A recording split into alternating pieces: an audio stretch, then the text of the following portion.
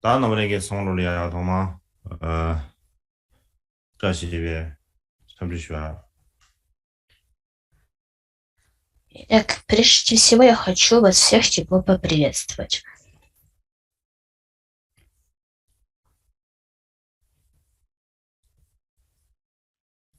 大等一点，准确给你们西北下的好了，你们西北吃好了。数学你 Сегодня четвертый день наших учений, посвященных Читаматре. 这学堂了也不限运动，等到的前边去啊，什么来着？前边去，给越南的给前边去，呃，我只能当俺那培育南的给前边去，我只能的到自己马扎是用 Мне 的嘛。кажется, что вчера есть, осталось кое-что, что я не смог ясно объяснить.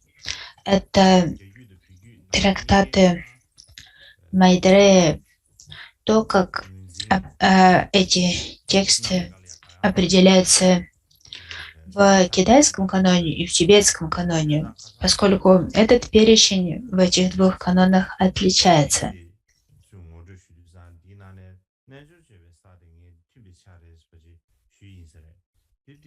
В китайском и тибетском каноне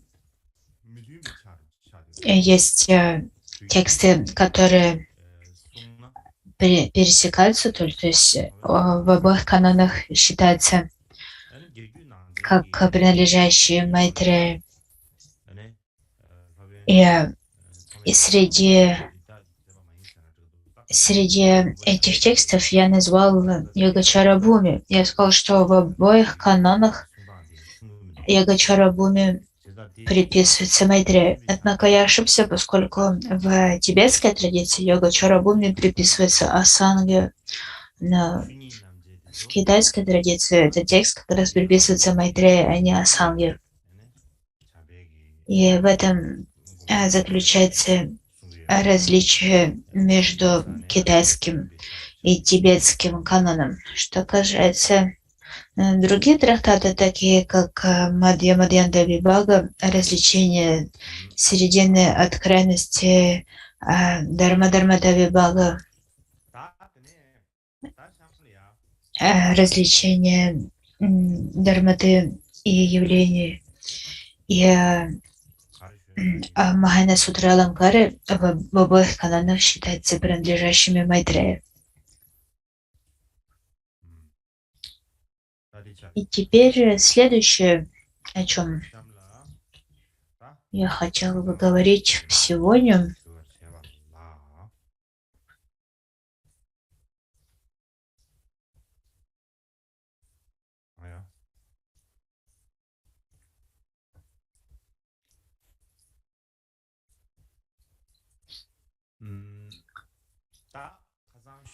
чтобы продолжить нашу дискуссию, которую мы начали вчера.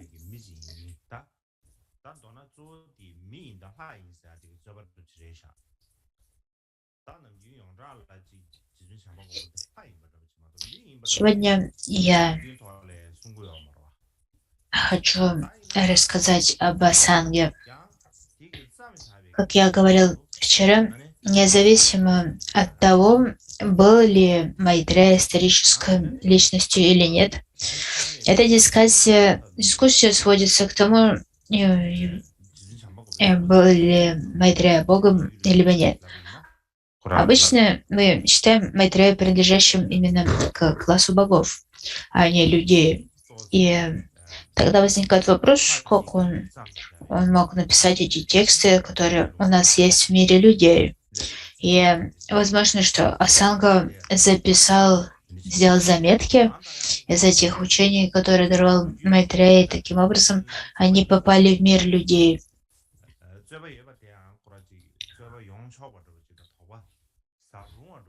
Либо же это трактаты, которые были написаны Богом. Но если сказать, что это трактаты, написанные Богом, то нам, людям, возможно, это немного некомфортно с такой мыслью перебивать.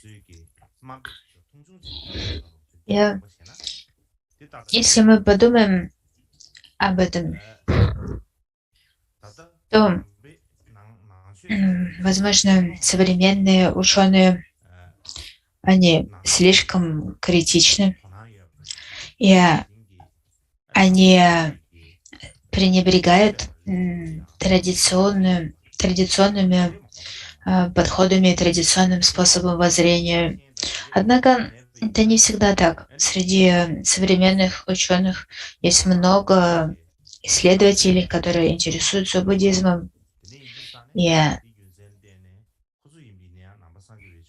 и, и они развили любовь к буддистскому воззрению и буддистской культуре. И поскольку у них есть такое теплое чувство к буддистскому воззрению, культуре, то они не могут пренебрегать ими. Они, наоборот, развивают большой интерес к буддизму. В особенности это касается японской традиции. В Японии очень многие исследователи буддисты, и даже многие среди них являются монахами, монахинями, членами монашеской санки.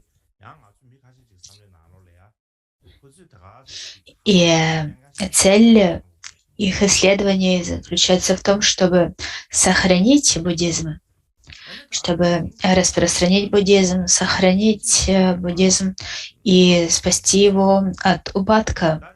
Именно в этом заключается их цель. Поэтому их цель не в том, чтобы что-то критиковать, либо чем-то пренебрегать. Кроме того, общий подход,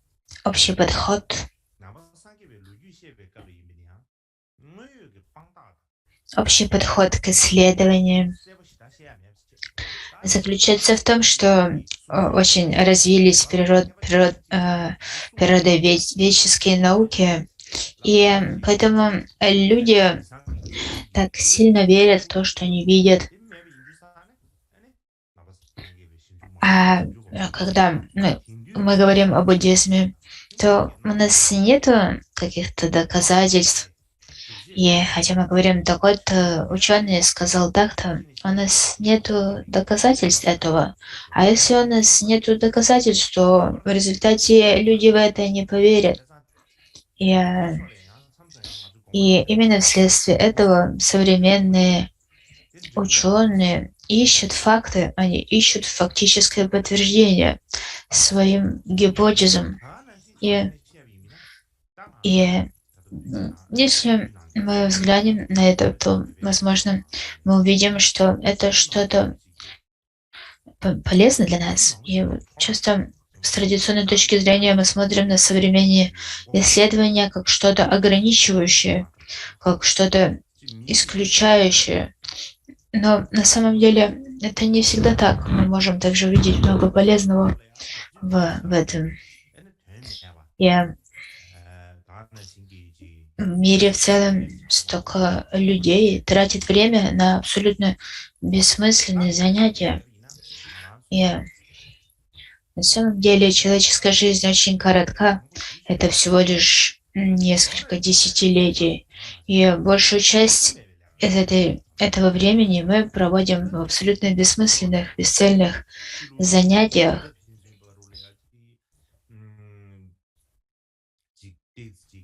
И есть много всего, что мы могли бы сделать, что нам следует делать. Однако мы к этому не проявляем интереса. Вместо того делаем то, что на самом деле бессмысленно.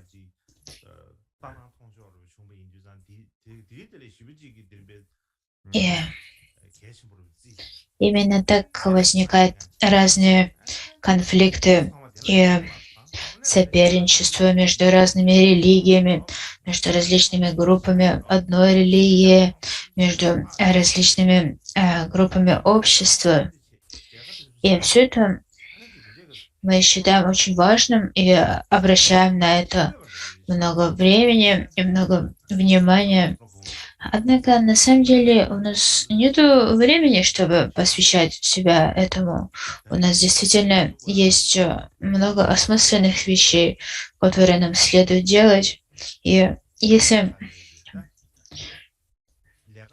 бы мы посвящали себя тому, что действительно значимо, у нас не было бы времени на эти бессмысленные вещи. Причина, по которой я говорю об этом сейчас, заключается в том, что исследователи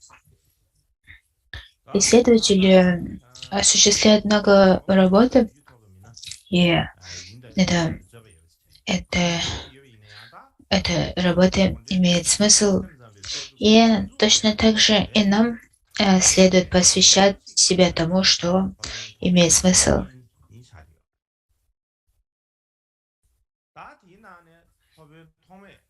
Итак, вернемся к Майтрею. Есть этот диспут, это различие в мнениях, был ли Майтрея исторической фигурой или нет.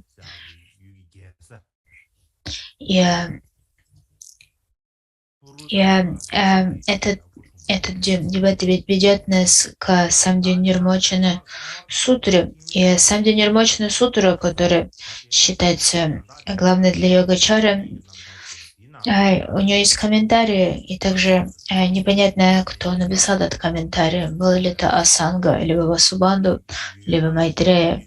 А сейчас глянем на Асангу. Говорится, что Асанга родился в Гандаре, в городе, который назывался Пурушапура.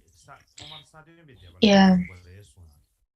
как говорится в биографии Васубанду, переведенной мастером и Идзином, что сначала Асанга присоединился к школе Сарвастиваду.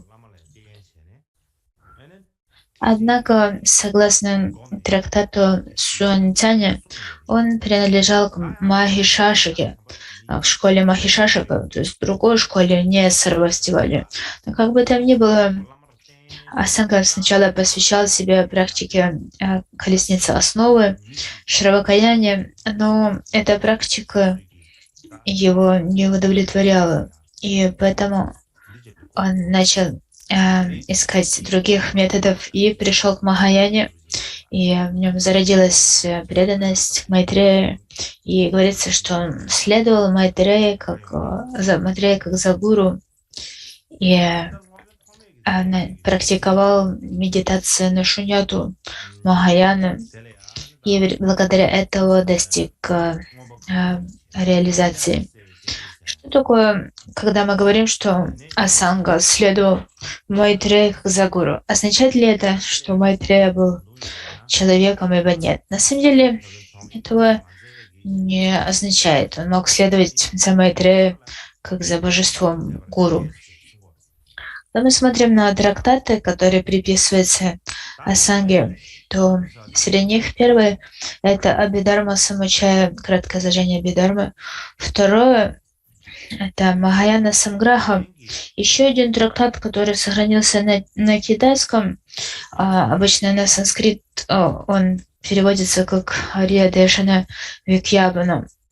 Есть разные варианты санскритского перевода, поскольку санскритского оригинала не сохранилось. Один японский исследователь, ученый,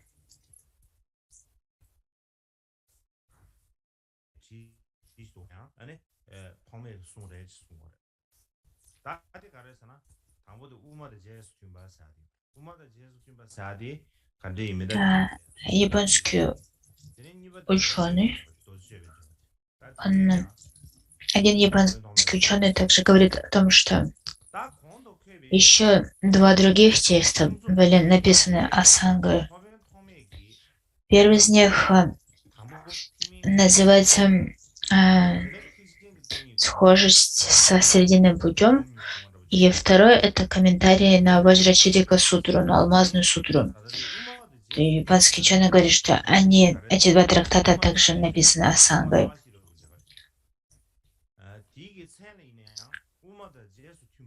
И если мы взглянем на историю Асанги, то говорится, что сначала он практиковал медитацию на пустоту согласно методам колесницы основы Шравакаяны, но затем начал практиковать медитацию шуньяты согласно традиции Махаяны. И в результате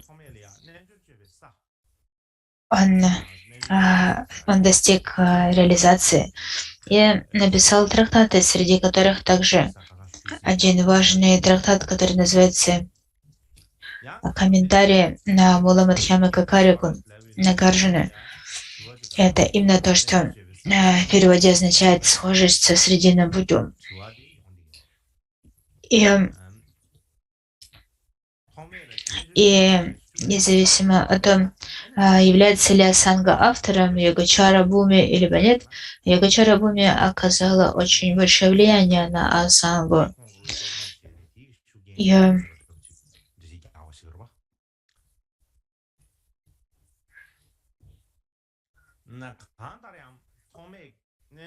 Если мы считаем, что на Асангу повлиял трактат Йогачара Буми, то это будет означать, что мы предполагаем, что Асанга не является автором Йогачара Буми, что Йогачара Буми был создан раньше, чем жил Асанга, либо раньше, чем Асанга стал ученым. Если мы считаем, что Йогачара Буми был написан до того, как Асанга стал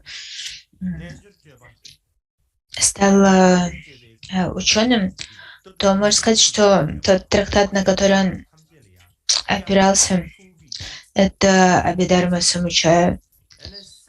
И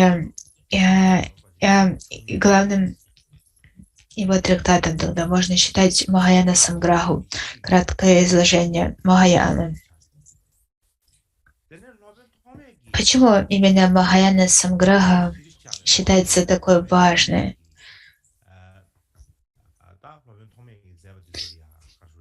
Поскольку в нем он изложил весь путь Махаяны, и в целом влияние Асанги нельзя переоценить, поскольку именно Асанга упорядочил изложение философии Йогачары.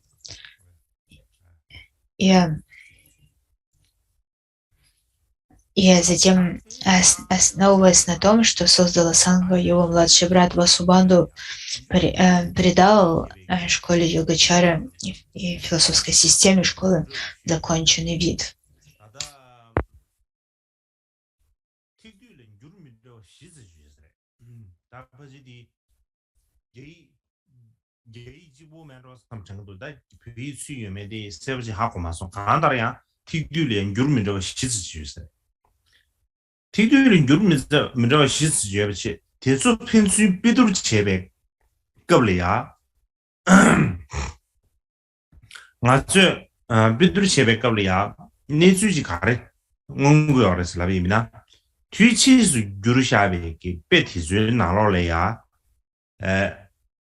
세웨기 내주제바 샘자베 까네 망부지 유르가마 티즈나로래야 통고 티규기 슝지베이네야 유르제 슝지베이네야 유르민자베 나로래야. Итак, Васубанду считается, что самый главный трактат Васубанду — это Махаяна Самграха. И в китайской традиции 4 перевода Махаяна Самграхи. Когда ученые сравнивают эти 4 перевода между собой, то они обращают внимание на то, что эти версии сильно отличаются. И в этом трактате есть определенные аспекты, которые встречаются и в других трактатах Асанги, но есть там также и новые детали, которые не встречаются больше нигде. И главный перевод считается, что самый лучший перевод — это перевод Ицина. И этот перевод отличается от других, но даже дело не в том, что переводы отличается структура этого текста. Махаяна Санграха имеет очень четкую структуру, очень четкую организацию. Поэтому можно сказать, что это очень систематизированный трактат. Он излагает все очень системно.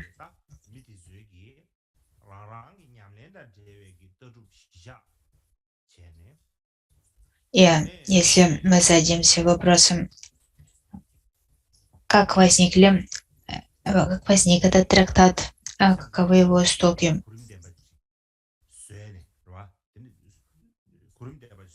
то можно сказать, что основой для создания этого трактата является реализация практиков, их медитативное прозрение. Именно опираясь на эти прозрения, эти познания, возникло изложение Махаяна Самграхи, а также возникло четкое систематическое изложение философии йогачары. И в основном ученые не спорят по этому вопросу. Говорится, что во время жизни Асанги вся система йогачары, она достигла сложенности. И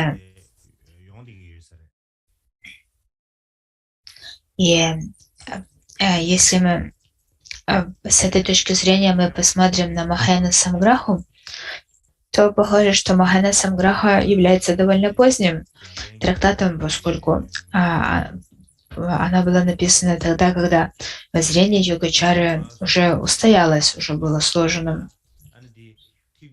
И один японский ученый,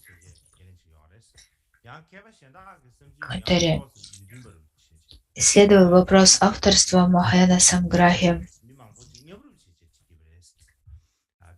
утверждает, что Асанга написал весь этот трактат, всю Махаяна Самграху целиком. Но другие ученые говорят, что на самом деле Махаяна Самграха была написана разными авторами, и потом эти отрывки были сложены воедино, либо фрагменты были сложены воедино.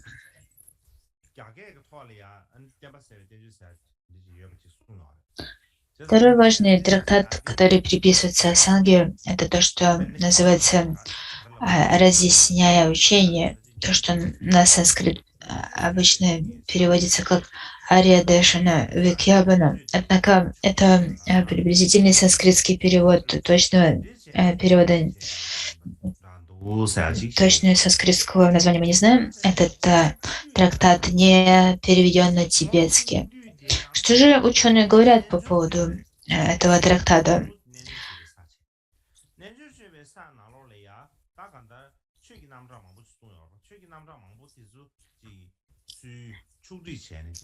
Говорится, что этот трактат был написан после того, как была закончена работа над Йогачара Бхуми, и позже он был добавлен к Йогачара Бхуми. И третий важный трактат — это Абхидharma Самучая, либо краткое изложение Абхидharma. Можно сказать, что это определенный словарь, либо разъяснение терминов Абхидharma. Именно в этом содержится смысл Абхидharma Самучая.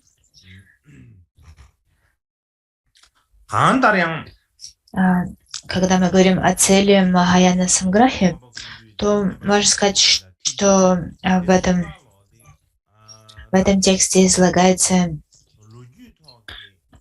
полное изложение философии Чидаматры в контексте философии Махаяны. Поэтому можно сказать, что философия Чидаматры к моменту создания Махаяна Самграхи уже была установлена, была уже развита. Абидарма Самучая Махаяна Самграха и Ария Дэшана Викьяпана приписываются одному перу, они все приписываются Асанге. И трудно с уверенностью утверждать, что именно он является автором, однако, по крайней мере, они связаны с Асангой. Был ли Асанга одним историческим персонажем, либо было несколько исторических личностей, которых звали Асанга? Опять же, это трудно сказать. Кто такой Асанга с точки зрения истории, в контексте истории? Возможно, что у многих практиков было определенное достижение прозрения в результате медитации.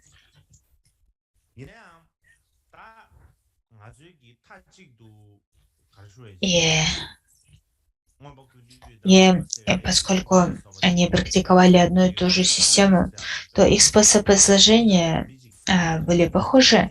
И если они все посвятили себя написанию определенного изложения, то, возможно, именно это и стало тем, что мы считаем трактатом одного человека сегодня. То есть, возможно, на самом деле авторов было несколько. И причина, по которой мы не можем утверждать с определенностью, что это какой-то один человек, кто написал Абидарма Самучая, Махаяна Самграху и Ария Дэшана Викьяпану. Причина этого в том, что в Древней Индии много ученых сотрудничали для того, чтобы создать определенные трактаты. И хотя несколько ученых сотрудничали, они в конце концов выбирали имя самого важного либо самого известного среди них и приписывали весь трактат одному перу, одному авторству. И кроме того, что происходило, эти трактаты были созданы очень долгое время тому назад. И на протяжении всего этого времени эти трактаты редактировались, изменялись, модифицировались. И когда эти тексты проходили редакцию, то редакторы изменяли их, дополняли их. И либо что-то забирали из этих текстов, то, с чем они были не согласны, и так далее. То есть это был целый процесс адаптации текстов и процесс изменения текстов. И поэтому даже если изначально был какой-то трактат, который был написан одним человеком, и он назывался Махаяна Самграха, то в результате всех этих дополнений и изменений этот трактат очень сильно изменился. Ну, в то же время мы не можем с определенностью утверждать, что этот трактат не был написан одним человеком по имени Асанга.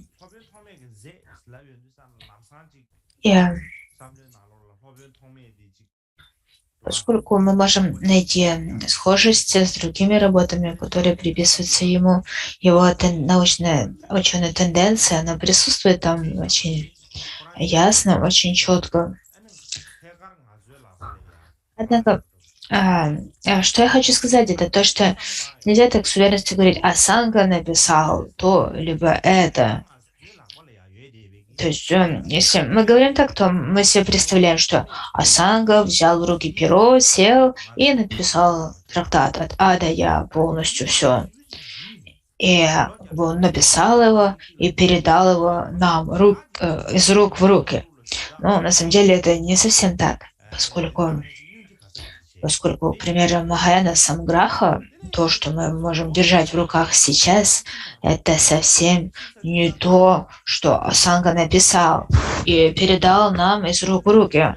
Между им и нами сколько рук прошло, сколько много изменений все эти руки внесли в этот трактат. Столько всего было изменено в нем. И поскольку в этом трактате столько всего было изменено, то там Махаяна Санграха, который мы держим в руках, утверждать, что это то, что написала Санга, мы не можем этого утверждать, поскольку у нас нет никакой уверенности, что то, что мы держим в руках, написала Санга, поскольку столько всего было дополнений, столько всяких изменений, что у нас нет никакой уверенности в том, что этот текст не был изменен. И нам следует задуматься об этом. Когда мы говорим о Читамадре, когда мы говорим о его современниках, последователях, то многие из них считали Асангу очень важным мастером, очень важным ученым.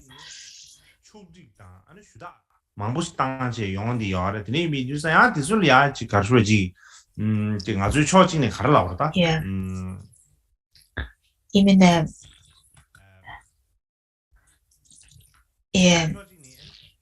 и поэтому то, что приписывается авторству Санги, считается таким важным. Возможно, лишь благодаря этому этот текст сохранился, этот текст передавался и так далее. Поэтому то, что он приписывается Санге, наделяет его особой силой, особым значением. И благодаря всех тех, кто сохранил этот трактат и донес его до наших дней, нам нужно думать о них с благодарностью, поскольку благодаря им сейчас у нас есть этот текст, который называется Махаяна Самграха. Итак, это то, что я хочу сказать об Асанге. Следующий мастер, о котором я хочу рассказать, это Васубанду.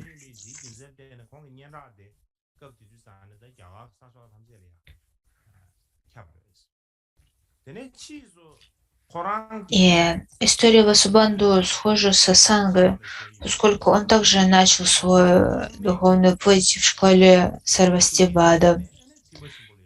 И он стал очень известным ученым именно в школе Сарвастивады. Он был известен по всей Индии. И согласно традициям, говорится, что Асанга повлиял на своего младшего брата Васубанду, и под влиянием Асанги Васубанду вступил на путь Махаяны, и он отредактировал свои трактаты об Абхидхарме, прежде всего Абхидхарма Кошу, и также он создал очень важные трактаты школы Читамадри Йогачары. И есть несколько очень важных моментов в западных исследованиях того, кто был Васубанду. В конце XIX века, когда западные ученые начали исследовать буддизм, тогда же начались все эти дискуссии по поводу дат жизни Васубанду, того, когда он родился и когда он умер. И это было также началом исследования йогачары Читамадры. Ученые пытались определить даты жизни Васубанду. И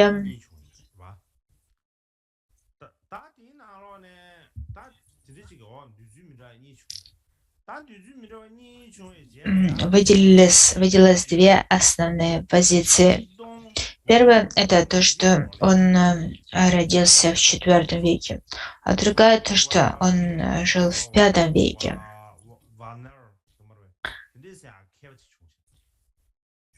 То есть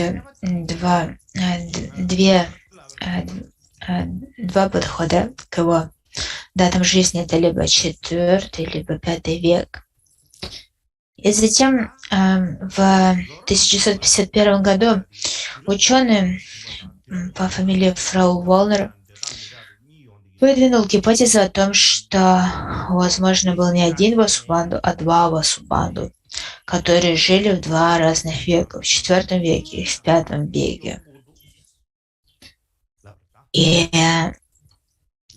именно с этого началась это новый виток исследований Васубанду, поскольку, как я уже сказала, сначала было всего лишь две позиции, что он жил либо в IV, либо в V веке. Тогда как фрау Волнер сказал, что был не один Васубанду, а два Васубанду. Один жил в IV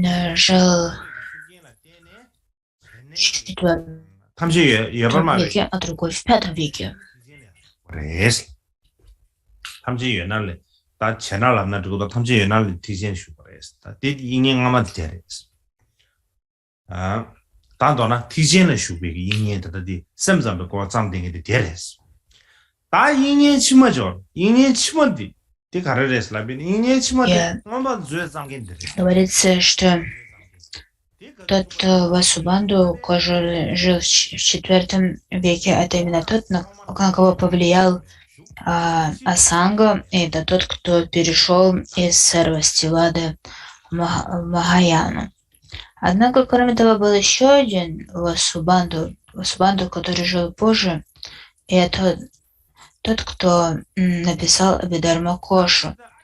И этот Васубанду жил позже, он жил в V веке.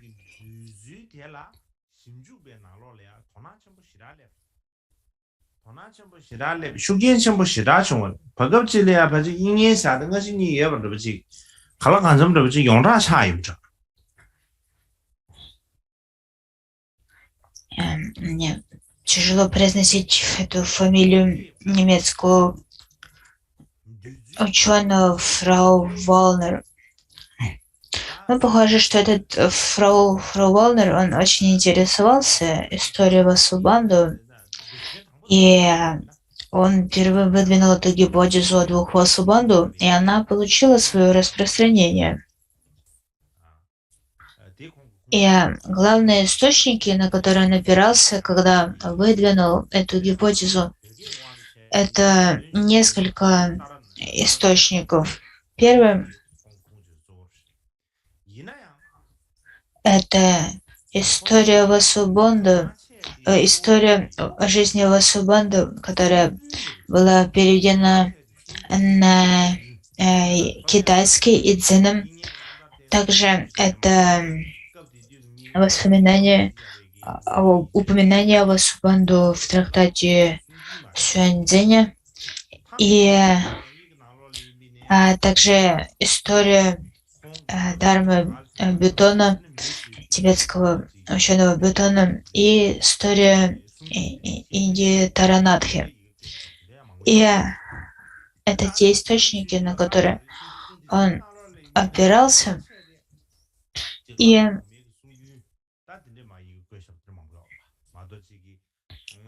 в упоминаниях Сюаньцзаня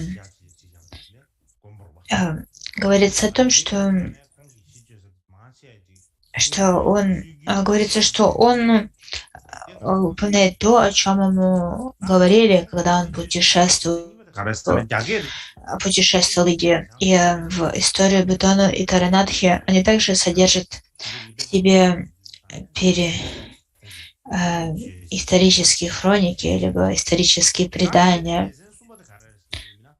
Поэтому можно сказать, что этот ученый Фрау Воллер, он имел предпочтение как раз к традиционным подходам, к традиционным источникам. Ну, второй блок источников — это тексты, которые приписываются Васубанду в китайском каноне. А третье — это оценки, упоминания о авторстве Васубанду, которые содержатся в комментарии Васумитры на Абидарма-кошу. И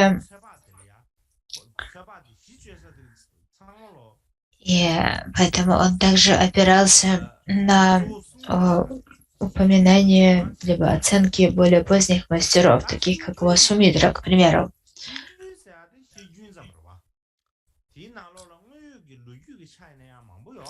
Итак, фрау Волнер выгонял гипотезу, что было два Васубанду. Однако источники, на которые он опирался, были в основном традиционные источники. И если это были традиционные источники, то от традиционных источников много того, что можно считать историческим фактом, но также там много неисторических факторов, то, что можно считать выдумкой. Поэтому тяжело со всей ясностью определить историческую картину того, кто был Васубанду. И исходя из этого, было довольно много ученых, которые не согласились с гипотезой фрау Волнер о том, что было два Васубанду. Среди них был один известный японский ученый по имени Хирокава Акира.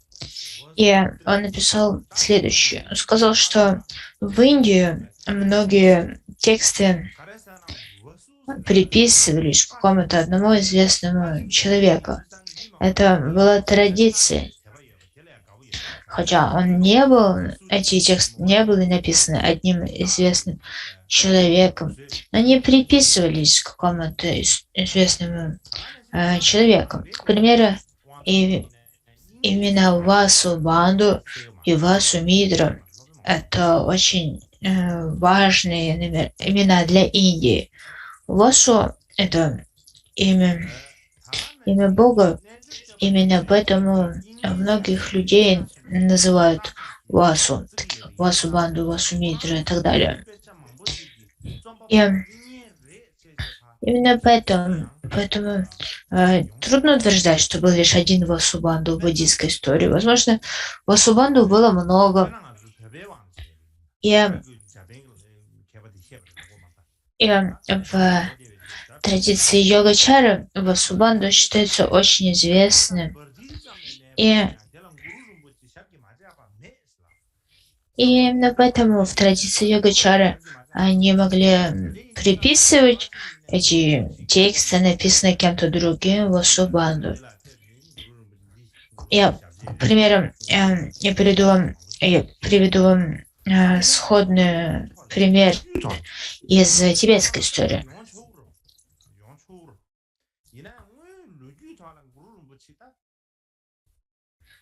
К примеру,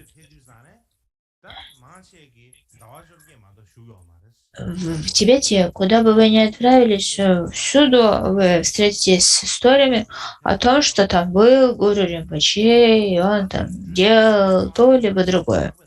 На самом деле у нас нет исторических хроник о том, где был гуру Ринпоче. И говорится, что согласно историческим фактам, гуру Ринпоче пребывал в Тибете лишь 18 месяцев. То есть с человеческой точки зрения за 18 месяцев не так уж во много мест можно попасть. Однако, если считать, что гуру Ринпоче путешествовал с помощью чудесных сил, то, конечно, он мог побывать где угодно, он мог побывать везде и везде оставить о себе воспоминания. То есть это такой пример, который я хотел бы привести из истории Тибета. И как-то сходным образом любые трактаты, которые могли быть созданы в школе Йогачары, они просто могли быть переписаны Васубанду, поскольку он считался таким важным. И, как я уже сказала, последователи Йогачары это были в основном практики медитации. И для практиков очень важны гуру, важны божества, которым они практикуют. И все своего преданности, своей веры к своим учителям, к своим божествам, которые они практиковали, они использовали определенные имена, которым они приписывали какие-то известные трактаты. И об этом, если мы будем очень серьезно опираться на традиционные источники, то это может привести нас к ситуации, что у нас будет очень много вопросов по поводу того, когда жил Васубанду, каковы его даты, каковы его трактаты, поскольку между тем, что говорит и Дзен, и тем, что говорит Сюань Цань, существует различия, и поэтому мы можем следовать за одним либо другим и спорить друг с другом. И именно это то, что происходит в Тибете. В Тибете обычно было так. Если какой-то великий ученый сказал что-то, если кто-то с ним не согласен, то считается, что это нарушение традиции, и это не есть хорошо. Поэтому,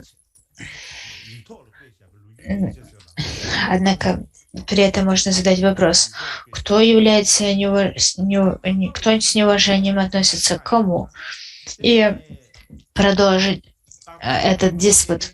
Поэтому, когда мы исследуем йогачару, в историческом контексте истории Древней Индии, то это очень, очень тяжело определить. Почему? Потому что нету каких-то учебников древней истории, поскольку все, что мы знаем, это предания, это устно переданная традиция.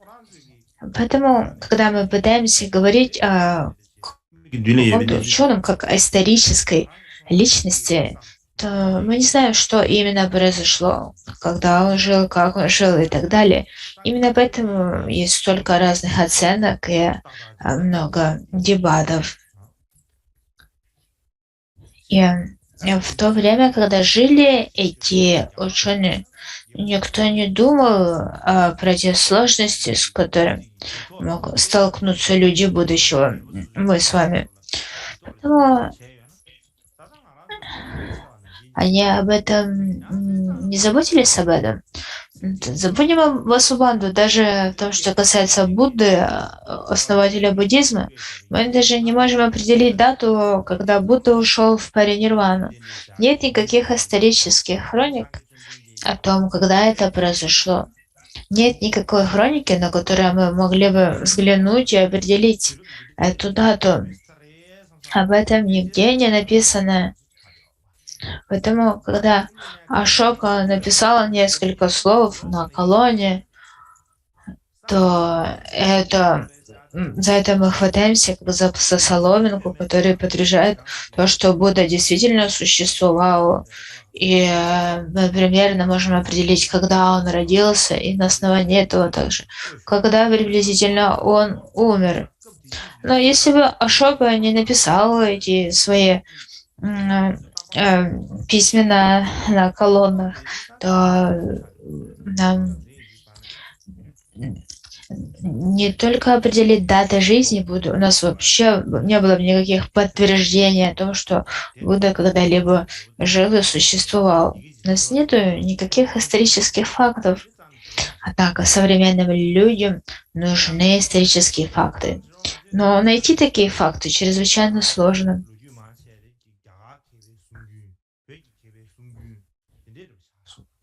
И так именно поэтому эти надписи на колоннах Ашоки играют для нас большую роль.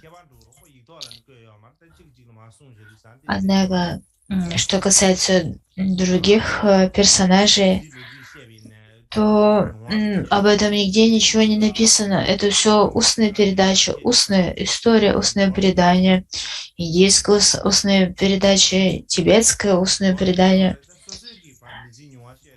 Это то, что говорит один другому. Это, это то, каким образом мы знаем об этом. И когда кто-то говорит что-то кому-то, при этом это что-то меняется, не так ли? И,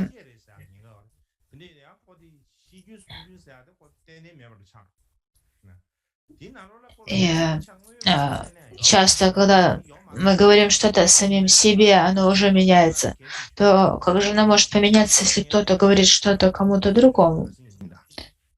И, и поэтому важно поменять, что нет никакой определенности в том, что на самом деле произошло. И на этом давайте сделаем перерыв.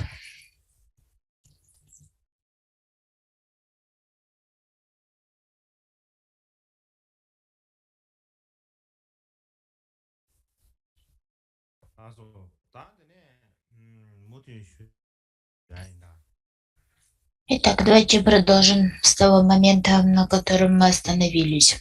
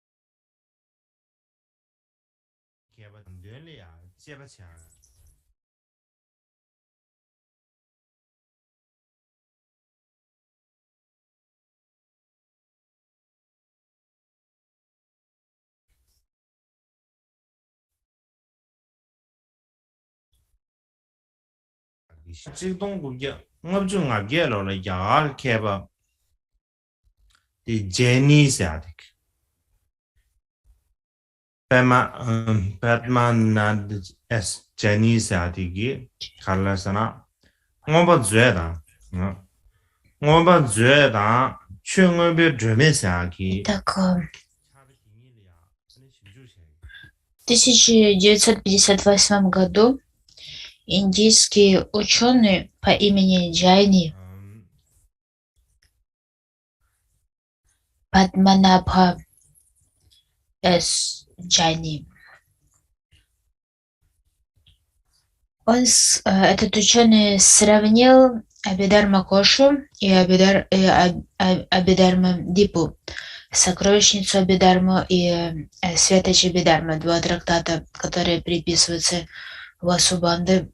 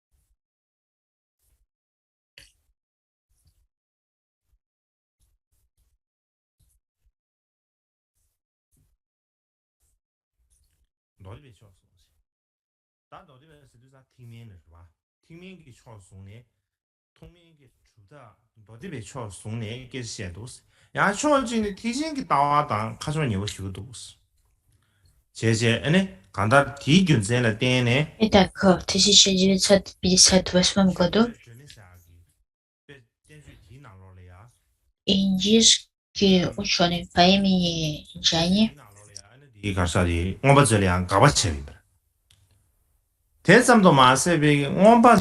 сокровищница Абидарма Коша и Абидарма Дипа, светоч Абидарма. Абидарма Коша — это текст, который принадлежит колеснице основы. Он излагает Абидарму с точки зрения колесницы основы, тогда как Абидарма Дипа объясняет Абидарму с точки зрения Махаяны. И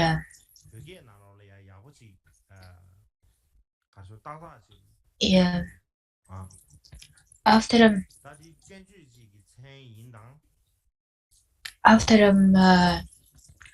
Абидарма Коши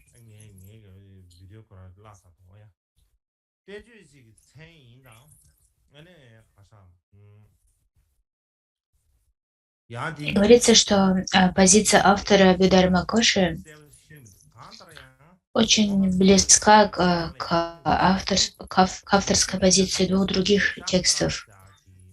Это Вайтулика Шастра и Вайтулика Шастра Правешадвара.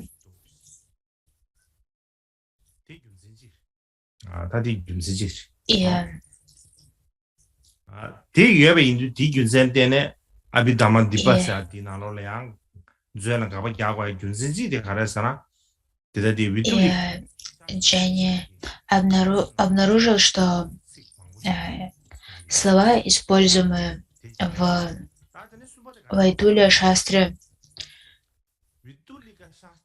они также встречаются в Абидарма Коше, и они были схожи с Абидарма Дипой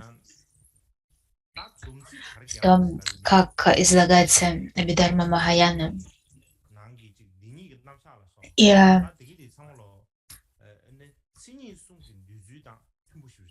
махаянское объяснение трех природ, то есть главной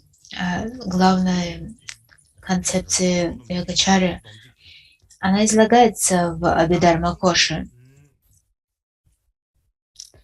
И благодаря этому индийский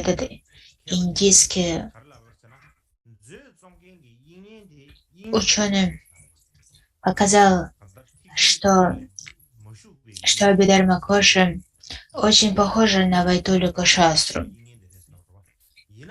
И поскольку он обнаружил столько сходных моментов, он сказал, что позиция фрау Валнера о том, что было два Васубанду, что более поздний Васубанду не имел воззрения Махаяны, опровергается таким образом.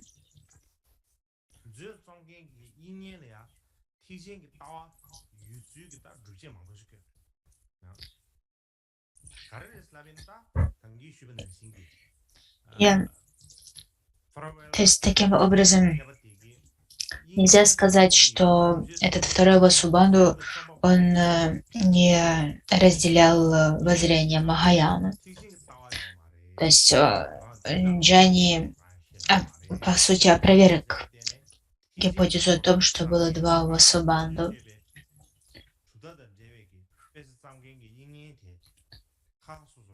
И причина, по которой фрау Валнер выдвинула эту гипотезу, в том, что автор Абидарма Коши выступал с немахаянских позиций. Это главное утверждение, на которое он опирался, когда выдвинул ту гипотезу, что было два Васубанду, что это другое Васубанду. То есть автор Абхидharma Коша — это другой Васубанду, это не тот же Васубанду, который написал другие трактаты. И Джайни опроверг это. Он доказал, что во всех трактатах Васубанду сходны махаянские позиции. Кроме этого, в 1980-х годах были три японские ученые, которые дальше развили это объяснение, которое выдвинул индийский ученый Джайни. Поскольку Джайни опирался на текстуальный анализ, он сказал, что анализ Абхидharma Коши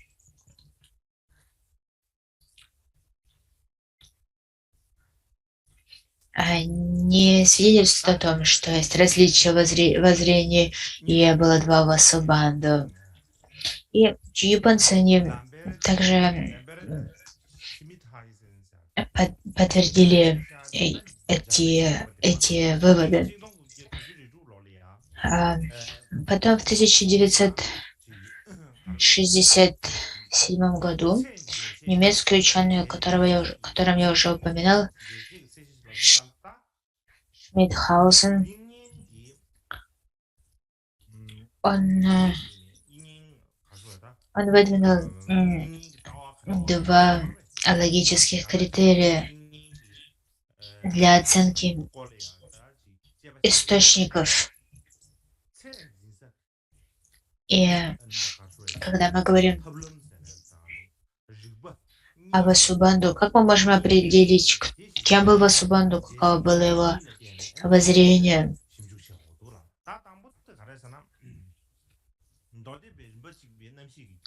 То у нас мы должны опираться на два логических подхода, либо два логических критерия для определения того, кем был Васубанду. Первый из них — это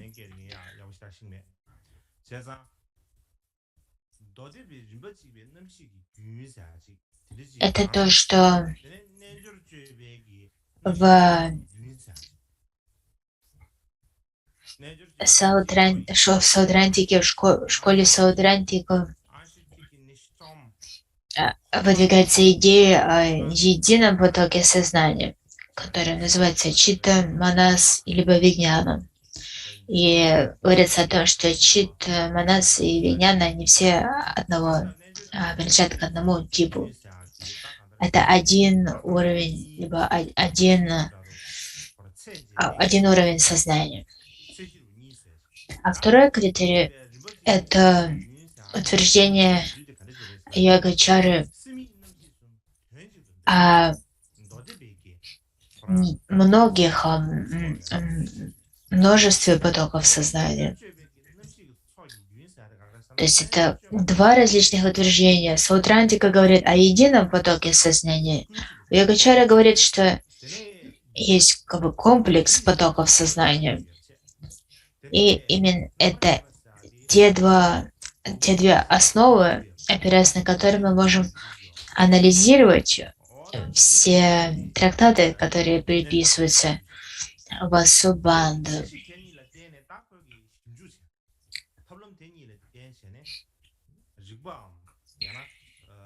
Когда мы смотрим на эти разные понятия, которыми в Саудрантике означает единый поток сознания, то они могут называться по-разному. Это читта, манас, вигняна. Читта означает основной ум, манас — это омраченный ум, и вигняна — это сознание. То есть они имеют несколько разную окраску, но они все относятся к одному и тому же. И если мы возьмем эти два критерия за основу и проанализируем трактаты, которые приписываются Васубанду, это Абхидharma Кошу, Вимсатику 20 стихов, 20 стихов, а также 30 стихов Тримщику, то мы можем прийти к выводу, что все эти трактаты, они с ясностью показывают, что они принадлежат к позиции Саутрантики о едином уровне сознания. Именно поэтому они могут быть написаны одним автором. Это был вывод, к которому пришел Шмидхаусен. На самом деле, его исследования очень детальные, но у нас сейчас нет времени. Это такое очень краткое изложение того вывода, к которому он пришел. То есть, повторю, когда мы говорим о Саутрантике, мы говорим о едином потоке сознания. Как мы можем определить, что в Саутрантике выдвигается эта идея об едином потоке сознания? Именно это является обоснованием, либо аргументом в пользу того, что эти трактаты написаны одним автором. К примеру, первая работа, в которой описывается Алая Вигняна, это трактат, который называется в переводе «Обоснование кармы». Затем в Вимсатике, 20 строфах, 20 стихах Васубанду говорится, что Читта, Манас и Вигняна, то есть основной ум, омраченный ум Вигняна, это все синонимы. И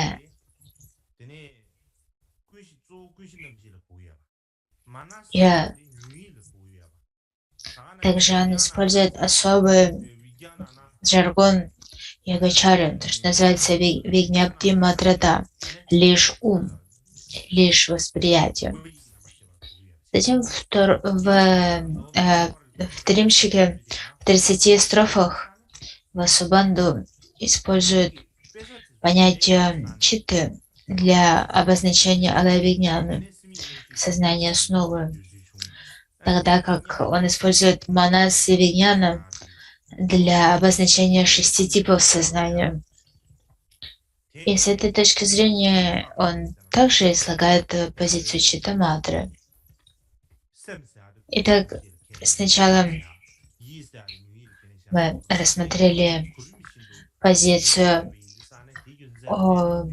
концепцию алая-вигняны, а также концепцию только ум, как она излагается, то мы можем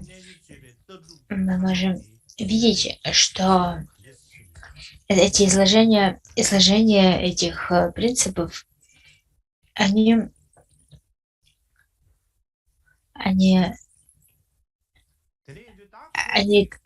демонстрируют некие изменения. То есть в работах Васубанду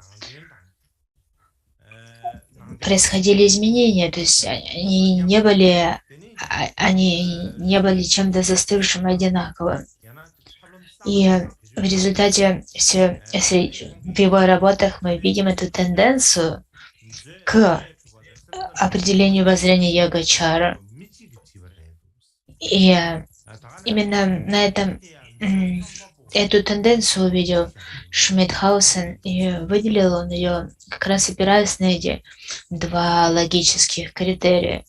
И в результате он пришел к выводу о том, что сокровищница Абхидхармы, обоснование кармы, 20 строф и 30 строф, все они были написаны одним человеком, одним автором.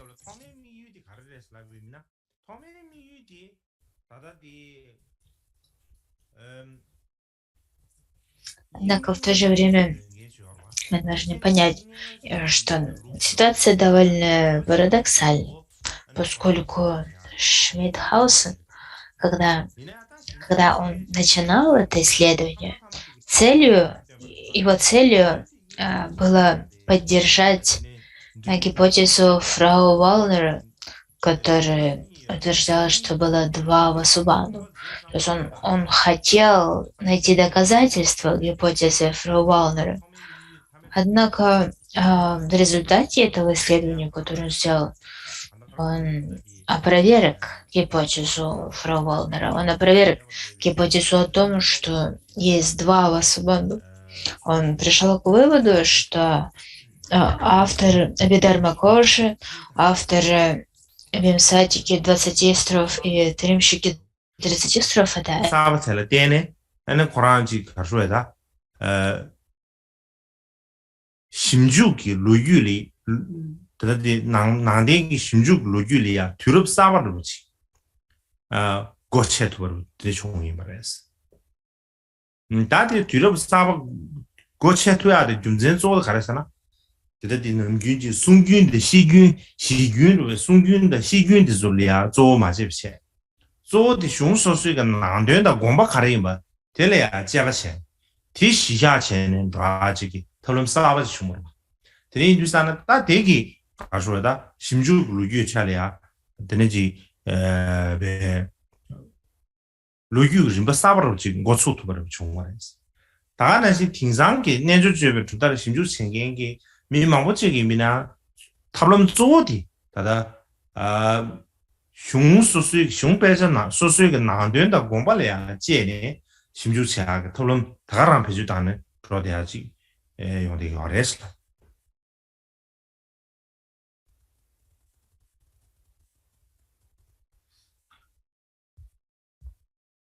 当然呢，各地对山呢，俺说嘞，主要去看了是呢，在西面海参噻，新竹前边准备的看上空气熊，本来就来出不是啊，当然新的。甚至你去把它送去把啥兄弟咱们多的别个大概是人不级别个那些语什么的，我的贴了呀听不懂是了啊，贴了听不懂，贴西下些呢等你也给起不来都是了，为啥呢？打贴些不吃不了，俺人多的把啥的肯定是来是俺说我说多的把啥的肯定是。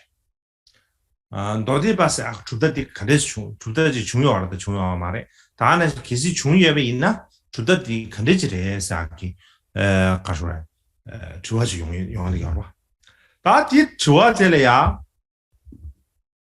레 경계 레 야고지 수익이 버렸으려나 단 자뱅기 개버지기 그 심주 제발 때는 레 야고지 알아했어 이 자뱅 캐바티 명령을 가르라고 하잖아.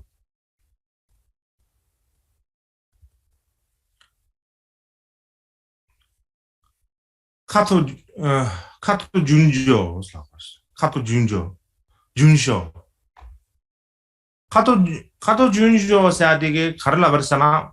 카토 준조 해야 되게 지금 그게 уже упоминала, они опирались на то, что Сауд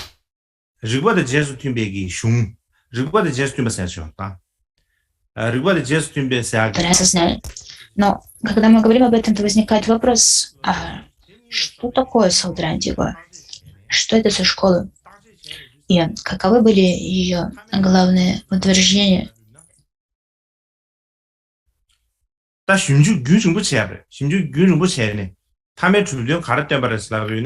Главным ученым, который исследовал Саудрантику, это был японский ученый, которого звали Като Джунджо.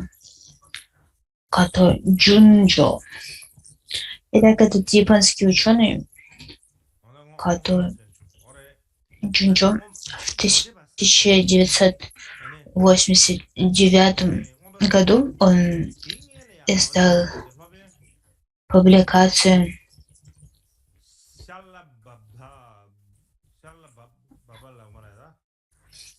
он исследовал Абидар Кошу, а также текст, который называется на санскрите Яну Сарини. У этого текста нету тибетского перевода. он пришел к выводу, что школа Саудрандига как раз и возникла из Абидарма Коши, либо на основе Абидарма Коши.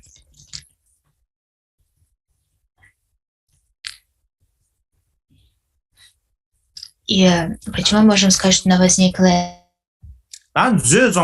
из Абидарма Коши? Именно потому, что в Абидарма Коши впервые упоминается эта школа Саудрандига. До этого были упоминания были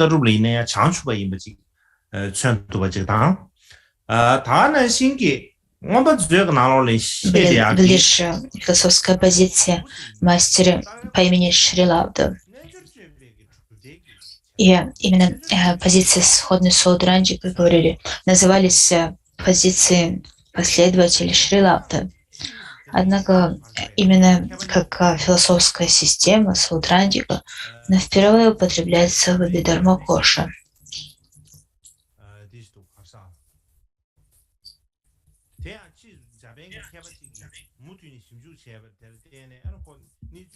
И о чем нам это говорит? Что у Абидарма Коша есть автор, и мы считаем автором Абидарма Коши Васубанду.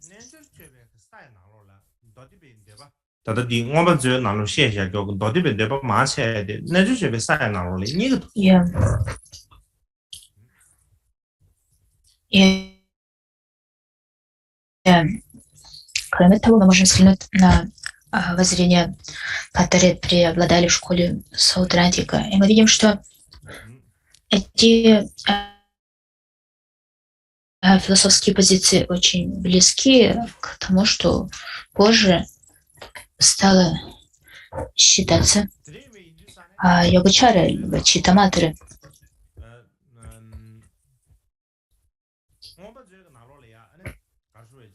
И еще один японский ученый по имени Сокума Хидинори в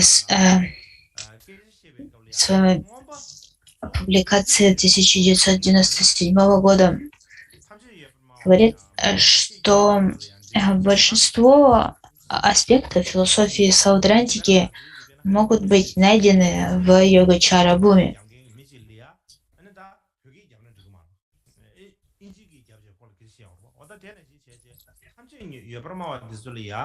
То есть в главном тексте йогачары.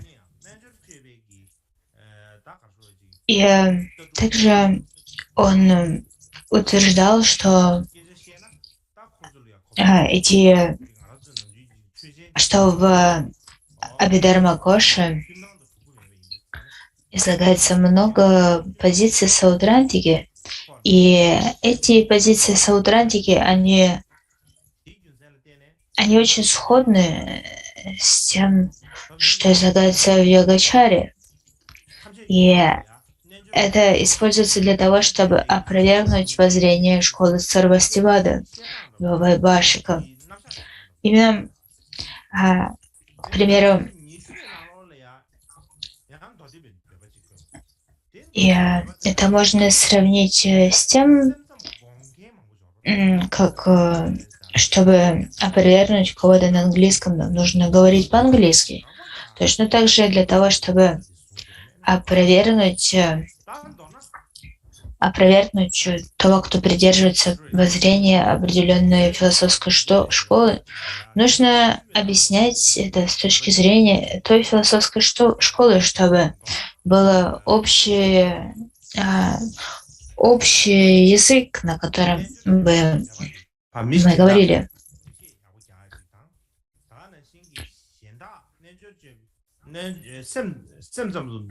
И говорится, что когда Васубанду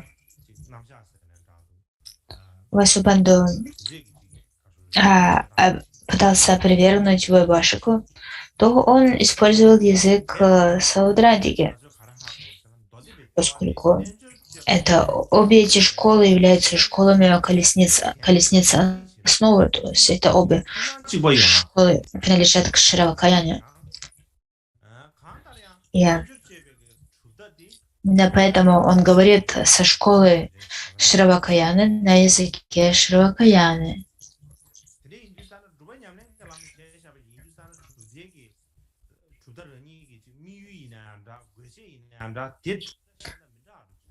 И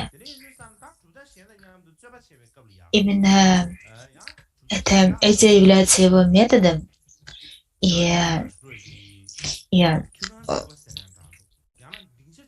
это метод объяснить позицию и опровергнуть позицию противника. Именно то же самое, точно такой же метод используется для объяснения позиции йогачары и опровержения оппонентов йогачары.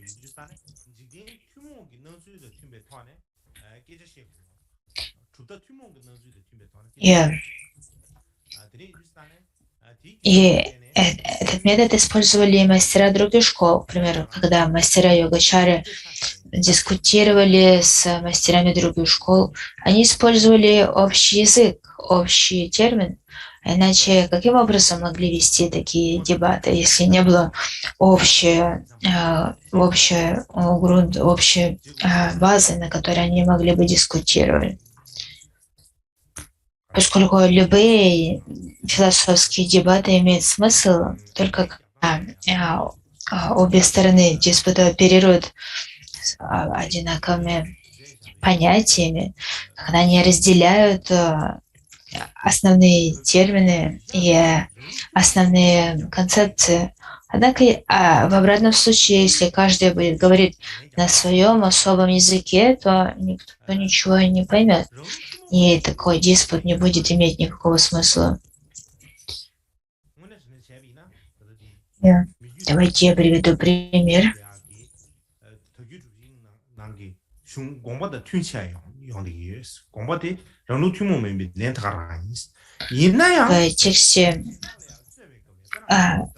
В тексте трактате Карма Микьюдоржи колесница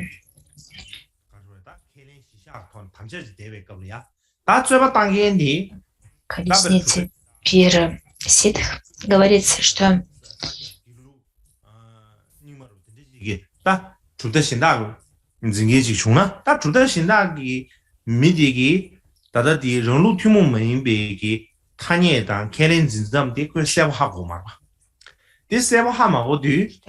можно дать ответ, просто ответ, согласно тому, как кто-то считает, как все есть на самом деле.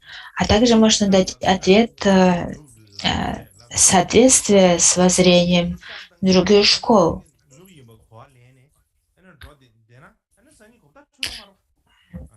Однако, когда мы вступаем в диспуты с другими школами, когда мы в дебаты с другими школами, то если мы будем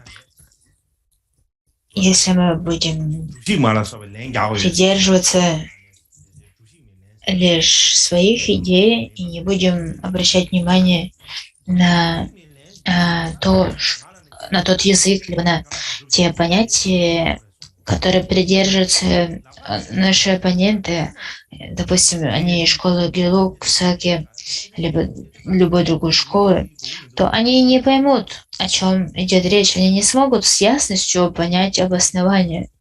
То есть мы можем сказать что-то, но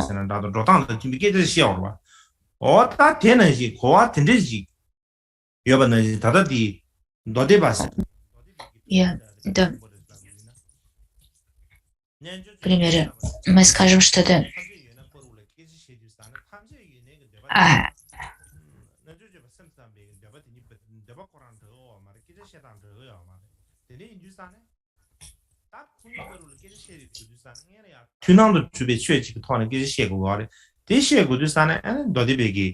проблема с любыми утверждениями, с точки зрения Мадхьямаки, поскольку Мадхьямаки говорят, что у них нету никаких утверждений.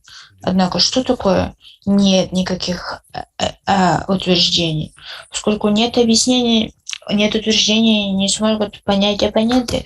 Нужно иметь общим языком. А общий язык происходит из сходных понятий, сходных терминов, исходных идей. Именно так мы можем объяснить, как возникла Саутрантика.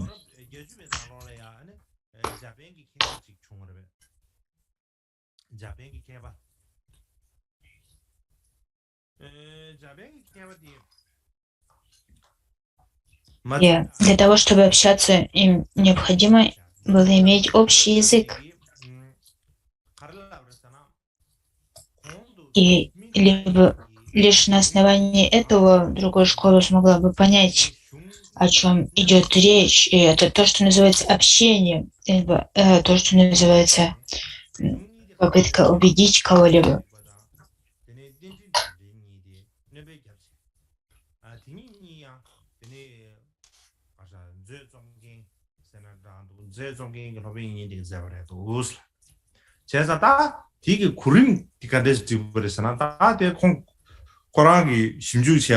Итак, то, на чем мы остановились, говоря по сути,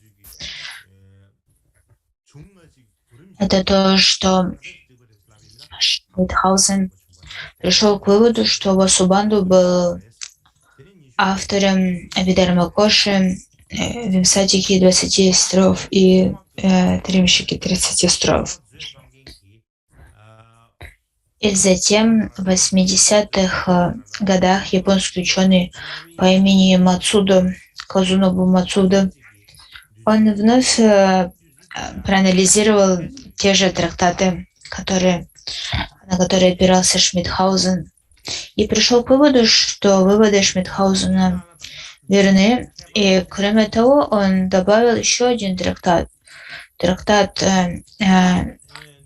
известный трактат Вьякья-юкти, логика изложения, и также комментарий, который называется «Объяснение взаимозависимости Пратитья Самутпада Вьякья». И он тоже пришел к выводу, что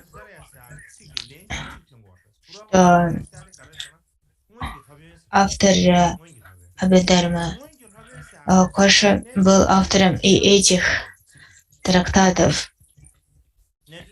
И в наши дни большинство ученых согласны с выводами этого японского ученого. Кроме того, был еще один, кроме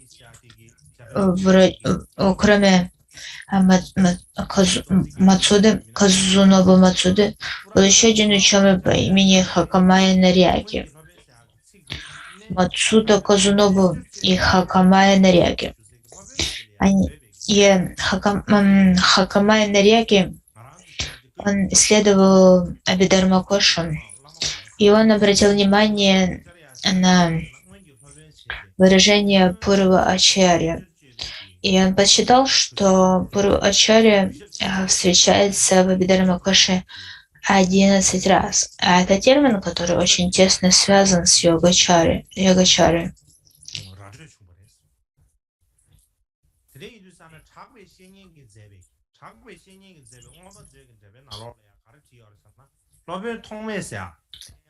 Итак, Хакамая Нарияки,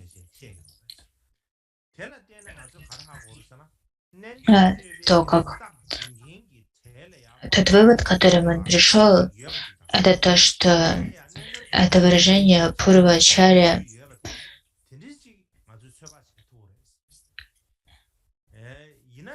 в философии йогачары означает уважительное обозначение для мастера, которому у кого-то большая вера и преданность.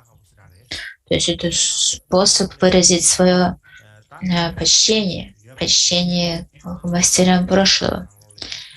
И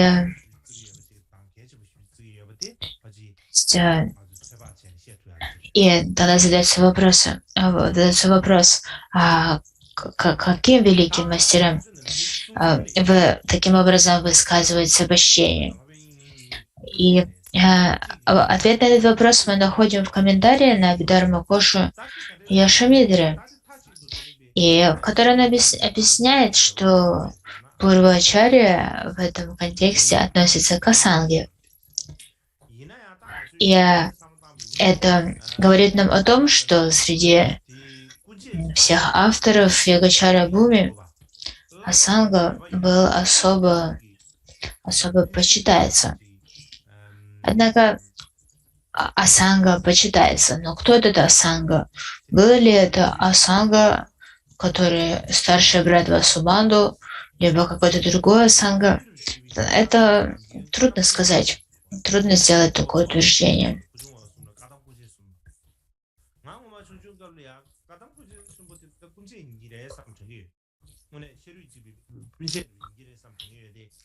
Кроме того, обычно утверждается, что асанга и Васубанду являются братьями. Говорится, что асанга старший брат, а Васубанду младший брат. Однако, означает ли это именно родственная связь, либо это больше связь между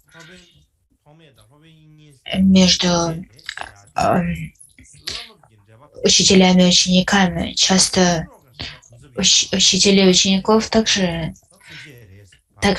называют разными родственными связями. Например, мы говорим о 3 мастерах Кадампы, Паттава и другие мастера Кадампы.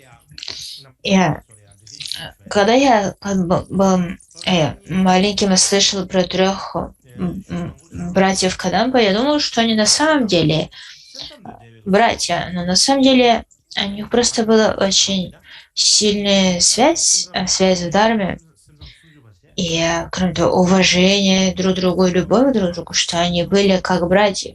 Именно поэтому их называют братьями, но они не имели кровного родства.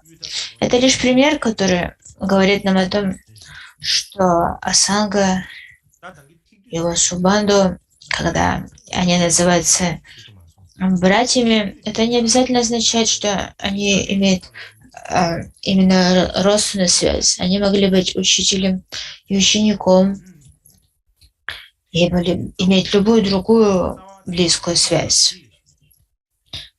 Так, в завершение я хочу вам сказать следующее. Васубанду приписывается много разных трактатов, как я уже отмечал. И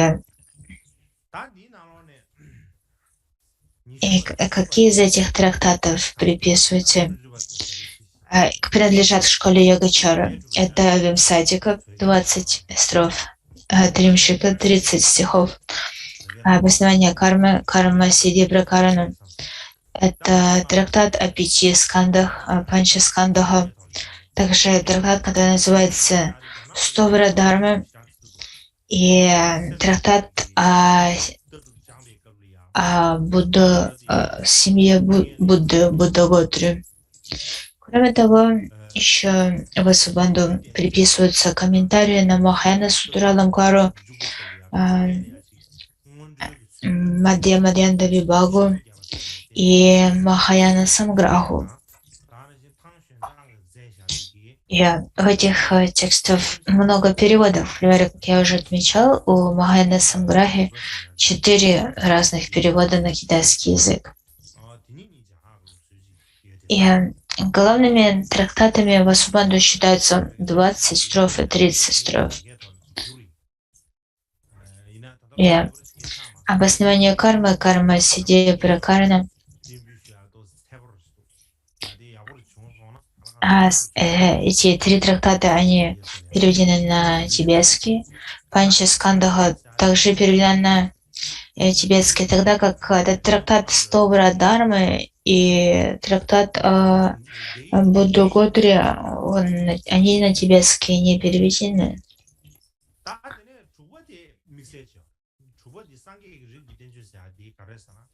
И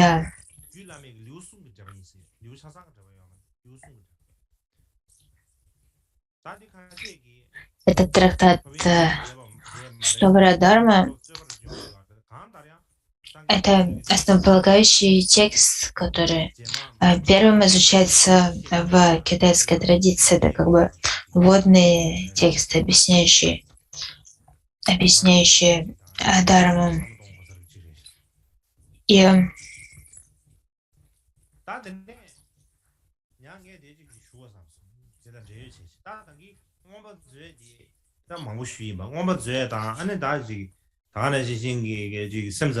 эти трактаты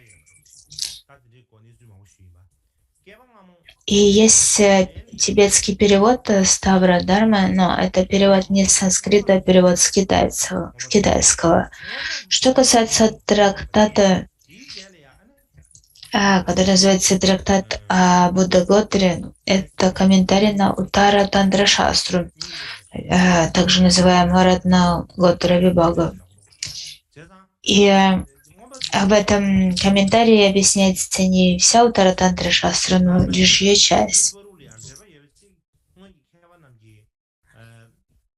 И поскольку у нас есть планы изучить совместно Уттара Тантра Шастра, нам следует обратить внимание на этот комментарий. И сегодня я довольно много говорила об Абхидharma Коше.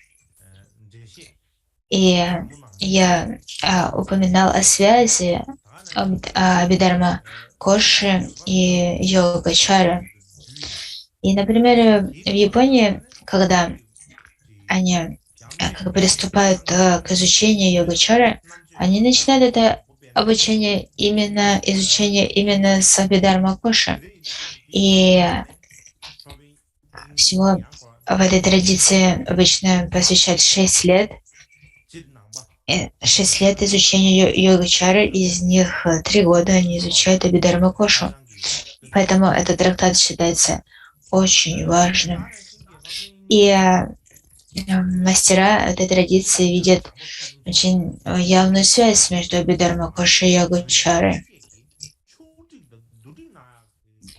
Итак, что выделяет Васубандху среди всех других философов? То, что он сначала изучил колесницу основы, стал известным ученым Шравакаяны, а затем он вступил во врата Махаяны и составил очень детальные и глубокие объяснения работ Майтрея Санги. И это свидетельствует о глубине его мысли, о его знании, а также его способности организовывать и объяснять. И поэтому говорится о том, что Васубандху большую доброту к буддизму в целом и прежде всего к буддизму Махаяне. И интеллектуальные способности Васубандху были такими высокими, что он был очень искусным в сравнении текстов, в подготовке краткого изложения текстов. Именно поэтому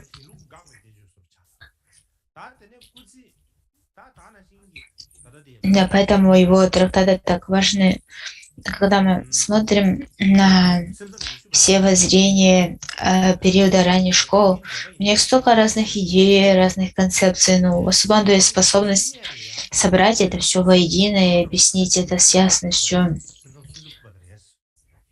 И когда мы смотрим на вклад Васубандху в Йогачару, то главные 2 трактата, на которые нам следует обратить внимание в этом контексте, это Вимсатика и Тримшика, 20 стихов и 30 стихов.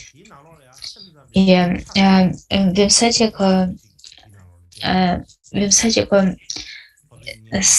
главная цель Вимсатики в том, чтобы опровергнуть оппонентов Йогачары, тогда как Тримшика 30 строф объясняет во всем детали воззрения именно Йогачары.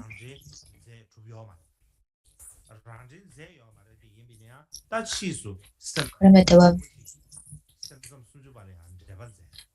что касается 20 строф, до наших дней дошло не только коренные строфы, но также и автокомментарий Васубанду на Вимсаджику на 20 строф.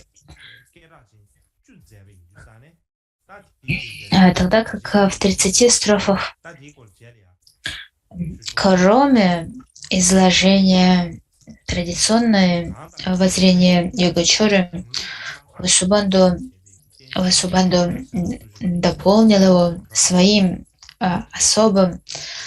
особым способом объяснения либо воззрения, и поэтому эта работа считается вершиной комментаторской традиции.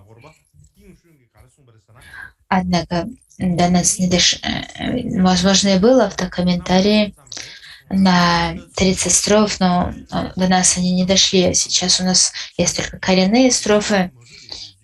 Коренные строфы 30 строф нету автокомментария, подобного комментария, автокомментарию на 20 строф. Однако многие другие мастера Йогачары объясняли 30 строф, и всего выделяют 10 главных мастеров, кто составили комментарии на Тримшику на 30 строф.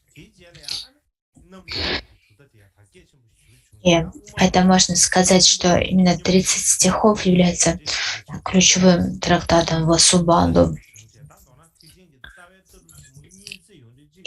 В Китае есть один современный ученый по имени Унчен, и он говорит, что Васубанду действительно акцентировал внимание на том, что нет внешних явлений, что все они есть лишь проявление ума.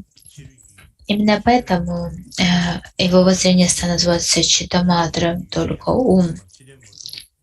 И Васубанду такой ясностью объяснял, что все есть лишь восприятие, лишь сознание. Именно поэтому эта школа стала называться Читаматра.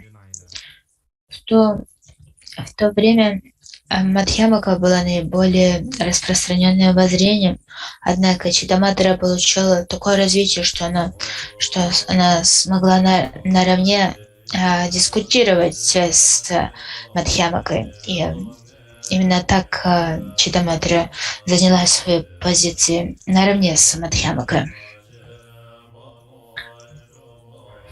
И почему у нас есть такая полнота изложения Йогачары? Это стало возможно лишь благодаря доброте Васубанду.